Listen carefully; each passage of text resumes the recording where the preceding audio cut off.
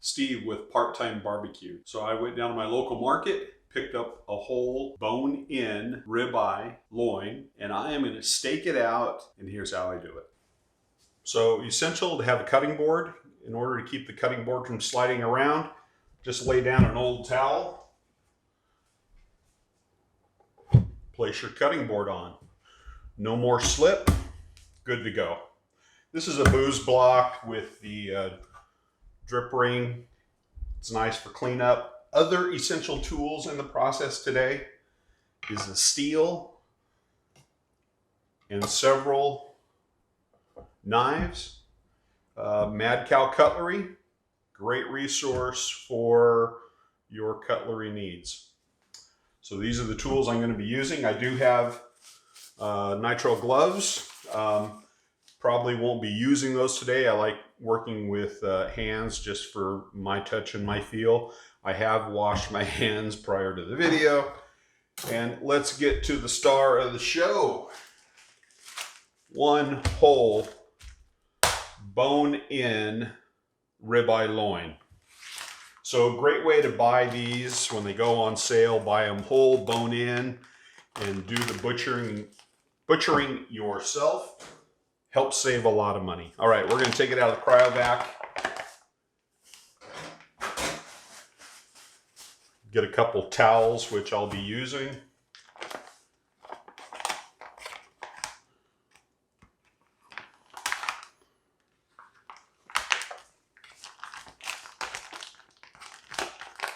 And we are going to save the bones because, believe it or not, I love those more than I like the ribeyes.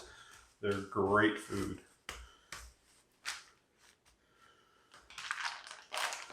So,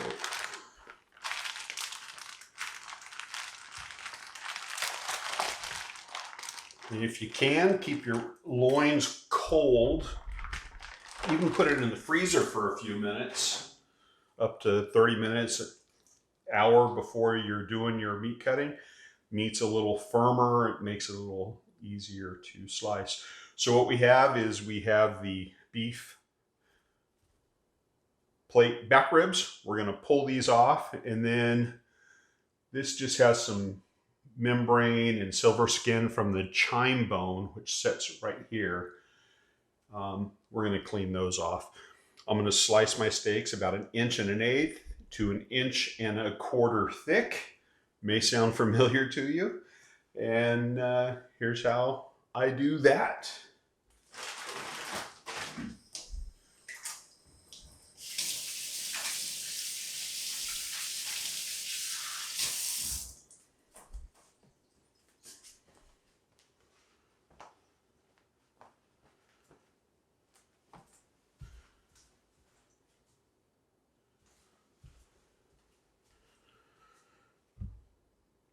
Okay.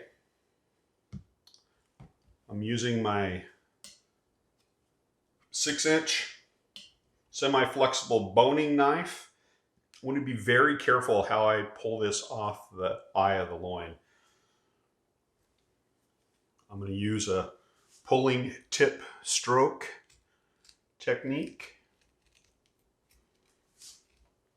along the back, just using the tip of the blade.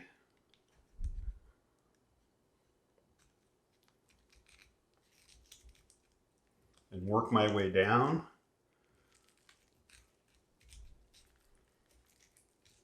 Just a little bit.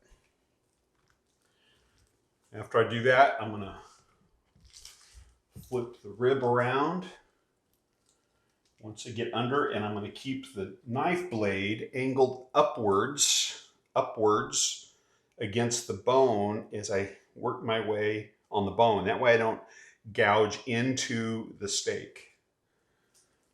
Change your grip to what's comfortable.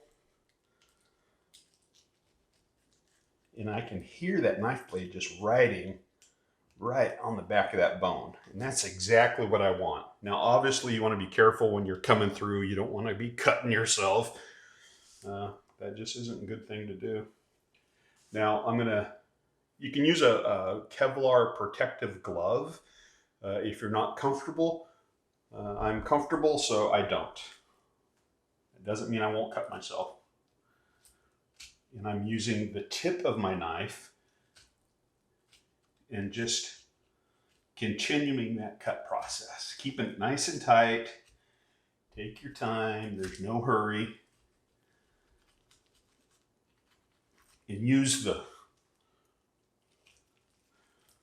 seams of the meat to do much of your work. As you can see, I'm not really putting a lot of pressure on my knife blade. Well, maybe you can't see that, but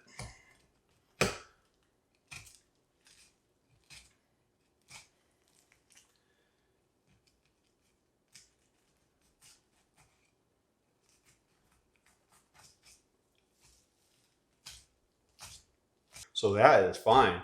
And this makes excellent barbecue. So do not throw that away. Don't be crazy. I'm going to set this aside and we're going to get back to the loin. Damp towels, always great to have to be able just to clean your hands. This is an F-Dick expert grip knife. It's got great tactile feel. It's not going to slip out of your hands. It's a semi-flexible blade. It's perfect for what we just did. Now, at this point, I have my loin, and I'm going to look at how I want to slice this out.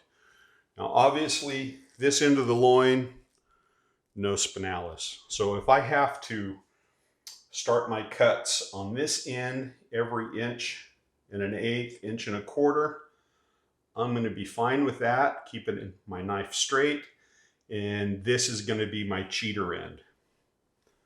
All right, so we're going to set the boning knife down.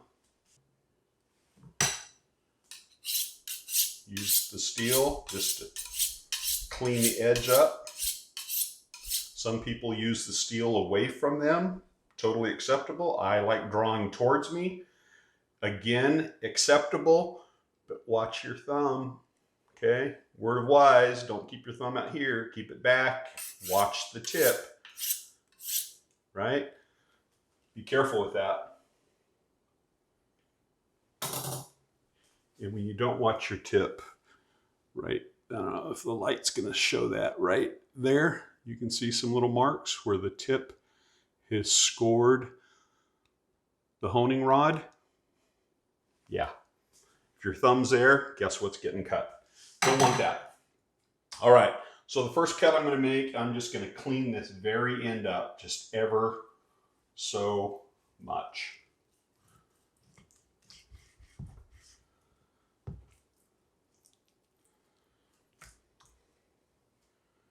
And now I'm going to start slicing, and I'm going to go about that thick.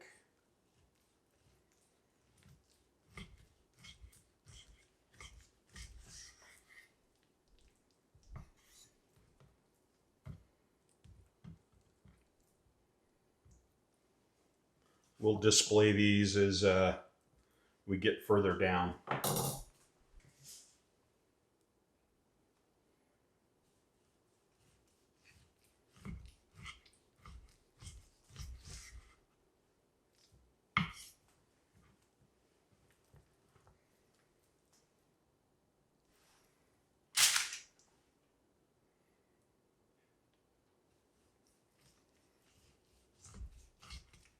If my cuts are a little inconsistent, you know, I really don't mind that.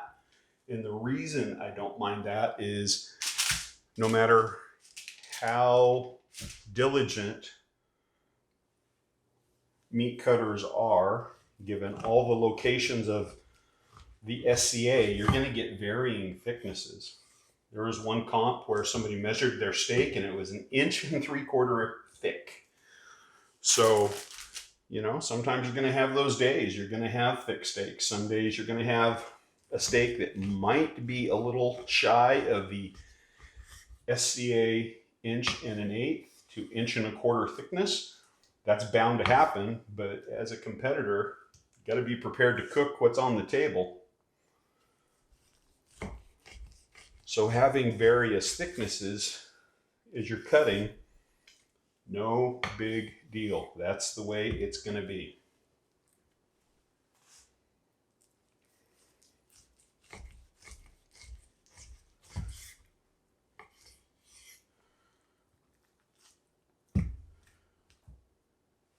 Knife skills are really important. You can see these are nice clean lines. I am not making a million saw marks on this. I'm making one push cut all the way down till the tip hits the cutting board. And now I'm going to draw back. And then I just make one more little separation pass. Okay, 2. And there we go.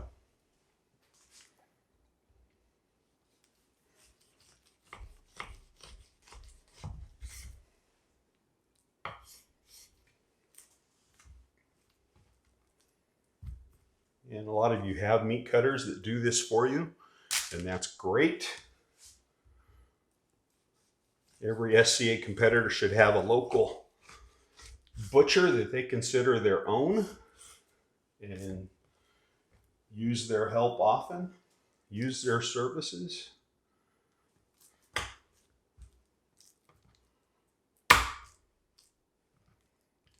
This one's a little wonky on the end, but like I said, that's my true up cut. I'm okay with that. So let's lay out where we're at, okay? So 12 steaks, a little leftover, and a rack of beef ribs.